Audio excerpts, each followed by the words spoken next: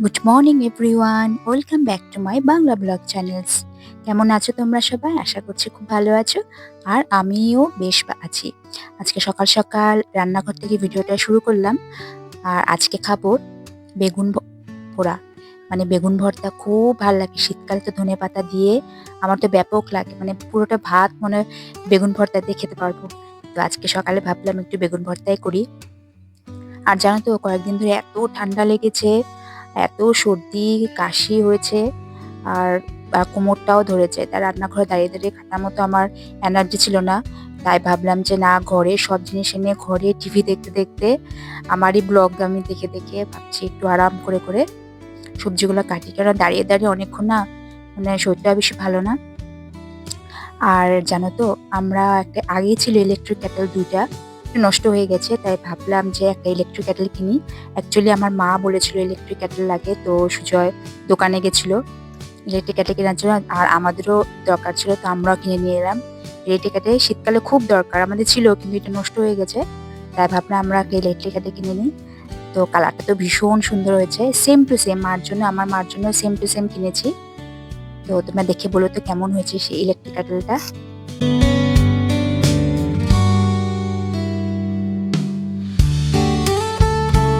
আর কালকে হচ্ছে আমার মার বার্থডে।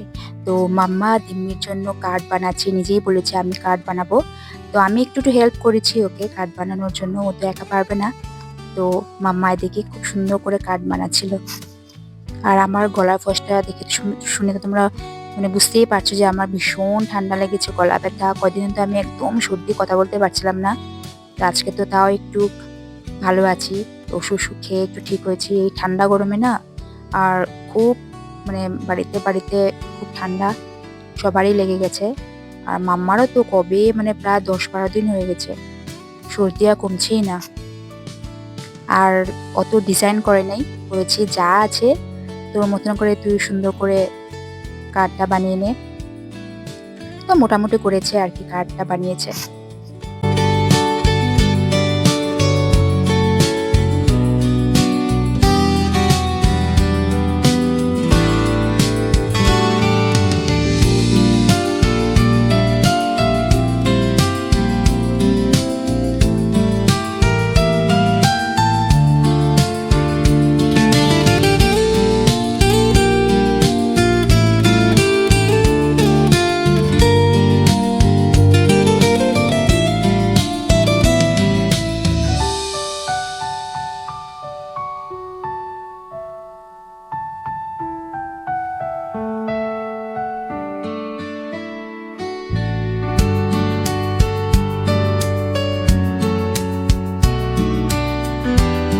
আর তোমাদের দাদা রাত 10টার সময় দিকে আমাদের সবার জন্য চিকেন স্যুপ নিয়ে এসেছে, এত টেস্ট হয়েছে।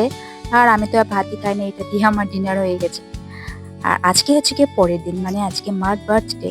তো আজকে ভাবলাম সকাল সকাল ভাত খাবো না, একটু ম্যাগি খেয়ে নিই।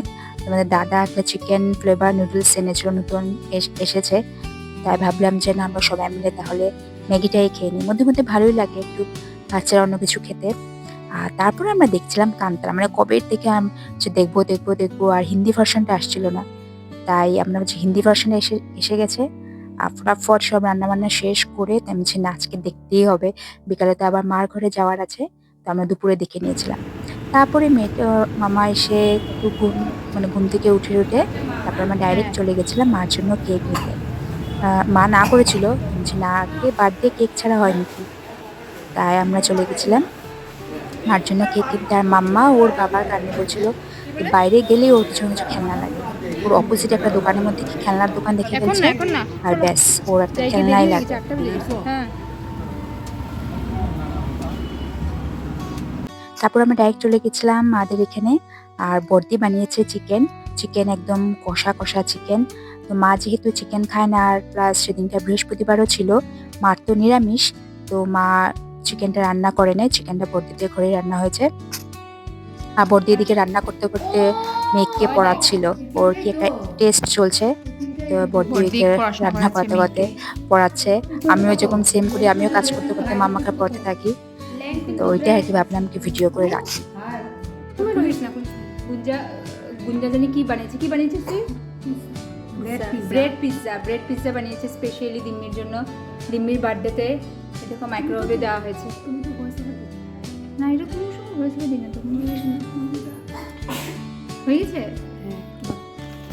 মা আর মা করছিল ফ্রাইড রাইস। মা আগে থেকে বলেছিল যে ফ্রাইড রাইস করব, তো আগে তো করে রাখিনি। তখন বাজে প্রায় 9টার মতন বেজে গেছিল, 9টা সাড়ে 9টার মধ্যে বেজে গেছিল। তখন মা ফ্রাইড রাইস করছিল, আর আমরাও কেকটা নিয়ে এসেছিলাম। কেকটা গুঞ্জাই সব সাজাচ্ছে, আর গুঞ্জা যে বানিয়েছে পিৎজা, এটাও খুব টেস্টি হয়েছে। মানে ব্রেড পিৎজা বানিয়েছে, ভীষণ টেস্টি হয়েছিল।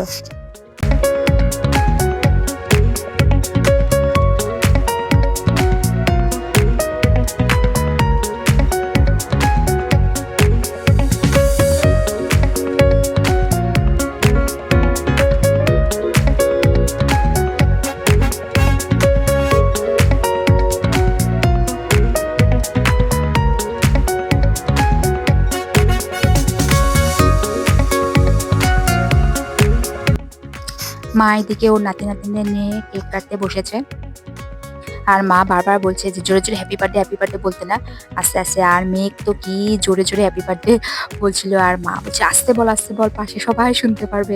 এই জন্য মা খালি হাত দিয়ে ওর মুখটা বন্ধ করতে যাচ্ছিল।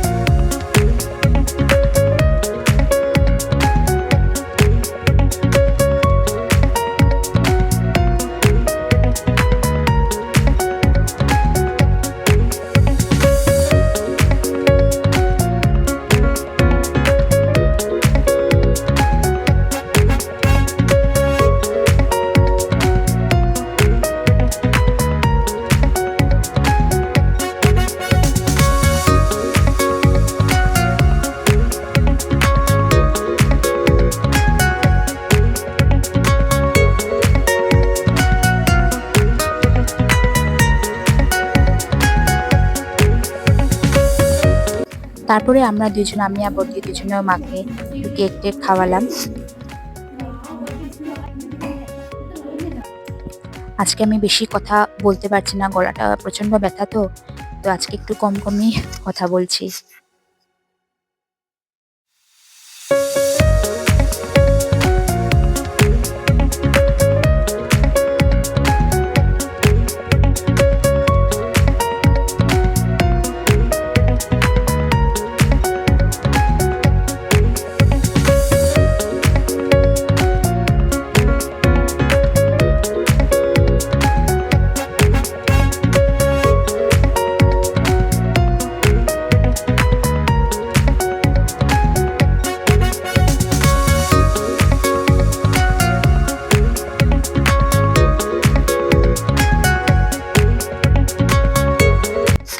তখন ঘড়িতে প্রায় 10টা, সোয়া 10টার মতন বেজে গেছিলো। লেট হচ্ছে, মানে আমরা খাওয়া দাওয়া করে আবার বাড়িতেও যাবো, তো অনেকটা 11টা 12টা বেজে যাবে। আর মা বড়দির দিকে ফ্রাইড রাইস বানাচ্ছে, এদিকে আবার মা কত রকমের ভাজা করছে। আমি বললাম মাকে ভাজা ভাজা বেশি করতে না, মা বললো না না ভাজা ভুজি কি করে আছে, আর কত লেট হয়ে যাচ্ছিল। মা কি করছে, পেছনে গুলাচ্ছে, বড়া করবে, কত বড়া, ফুলকপি, বড়ি করছে ফ্রাইড রাইস। টাইম এখন বাজে পুরো 10টা। মাম্মা তো নাই, মাম্মা গেছে নিচে। তারপর তো তাড়াহুড়ো করে যা ভাজা ছিল ফটাফট করে খেয়ে নিয়েছিলাম। আর ভীষণ টেস্টি ছিল, ফ্রাইড রাইসটাও টেস্টি ছিল, চিকেনটাও খুব টেস্টি ছিল। মা আবার আমাদের ঘরের জন্য কিছু কিছু পাঠিয়েও দিয়েছিল।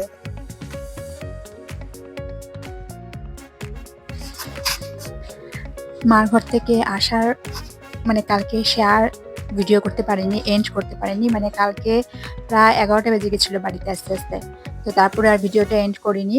তো ভাবছি আজকে পরের দিন, ভাবলাম আজকে একটু ভিডিওটা এন্ড করে দিই। তো তোমাদের যদি ভিডিওটা ভালো লেগে থাকে তাহলে প্লিজ লাইক, শেয়ার এবং একটু কমেন্ট করে দিও। আর প্লিজ আমাকে একটু বেশি বেশি করে সাবস্ক্রাইব করে দিও।